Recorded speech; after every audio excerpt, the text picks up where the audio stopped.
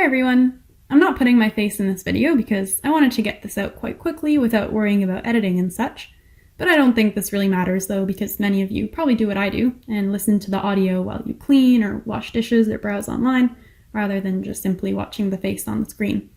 I do have some images that will come up a bit later in the video though.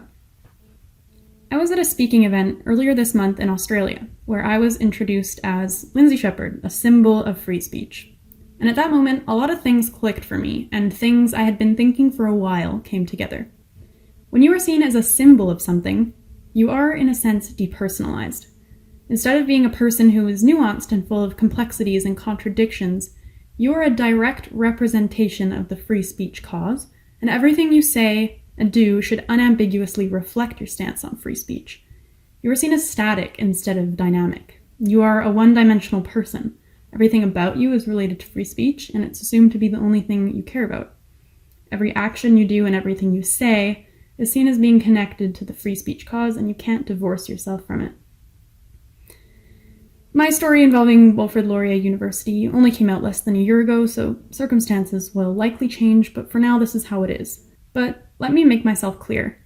I'm not complaining about being a symbol of free speech. I obviously think that what I did in regards to the Wilfrid Laurier University recording needed to be done, but I'm just trying to objectively analyze what it means for someone normal and non-elite, to be a symbol of something, and I'm using myself as an example. If you can think of other people who are seen as a symbol of something, please leave it in the comments because I'm interested in checking out their life trajectory. And of course, I'm not only referred to as a symbol, but also a free speech activist or advocate or warrior, but my comments still stand. You're still seen as one-dimensional, and everything you do is brought back to free speech. You're not allowed to develop or be a dynamic and complex person. Alright, so let me go over a couple of common criticisms I get as a free speech warrior. The main thing people love to say is that free speech warriors are hypocrites and only care about protecting the free speech that they like. Some of this is warranted, but a lot of people will use that claim in ridiculous circumstances, and people love to point out anything they perceive as hypocrisy because it makes them feel quite clever and gives them their daily dose of feeling superior. Douglas Murray said something really brilliant in a recent interview he did in Australia on a show with the Institute of Public Affairs. I'll put the link in the description with the timestamp, but I will read his quote. So this is him, but I will paraphrase a bit. It's hard not to sort of self-censor in some way in this era, because everyone who's a writer, speaker, thinker, or public figure is basically trained, you train yourself or you're trained, to learn to write or speak in such a fashion that an honest person cannot honestly misrepresent you, that what you said is faithfully understood by decent people acting in a decent manner. The era of social media, among other things, has caused something different to happen, which is that many people are now having to write and think and speak in a manner that ensures that a dishonest critic cannot dishonestly misrepresent you. There's a problem for this, which is that it's not possible to do that. It's not possible. An example of this is what I recently posted on Twitter about internet pornography. I have the tweet up on the screen here. I said I was kind of down with a policy proposal by the Conservative Party of Canada in regards to pornography, which reads, "The Conservative Party acknowledges research which recognizes that pornography is a public health risk affecting individual and public health. We support the development of laws, policies, and programs to prevent pornography exposure and addiction, to develop recovery programs, and to educate society on the harms of pornography." This didn't pass at their convention's policy session, by the way. But people instantly took my tweet for the worst. Instantly, people calling me a hypocrite, saying I was never about free speech, I only want free speech for me, but not for thee. I want to criminalize pornography, and I am for government censorship, etc. I have tweets up on the screen here. People instantly taking my comment on bad faith, even though I started it with haha, and I don't know how seriously people should be taking tweets that begin with haha. No, I don't want to censor, ban, or criminalize pornography. I think it would be a good thing to educate people about its effects and erase this notion that it's just a normal thing for all guys to watch internet pornography and that all guys do it. That's just not true. It's likely true in the past tense that all guys have watched internet pornography, but it's not true in the present tense. There are still a lot of great men out there who realized how porn is messing up their perception of women and stopped watching it. As for preventing access, I don't know what that would have looked like, but, of course addiction support is a good idea. But people don't consider that this could be my position. It's just instantly, oh wow, look at this hypocrite free speech warrior, or this is so disappointing coming from you, a free speech warrior. But I'm more than a free speech warrior, people. I'm a human being who has mixed feelings about many topics. So while I don't want to criminalize pornography, like some oversensitive people suggested, on the policy side, I actually do believe, though, for example, that lingerie stores like Victoria's Secret and La Senza should not be allowed to have huge billboard images inside malls or outside on the street that feature women in their BDSM-inspired underwear sucking a lollipop or whatever, and you can see the top of their vulva.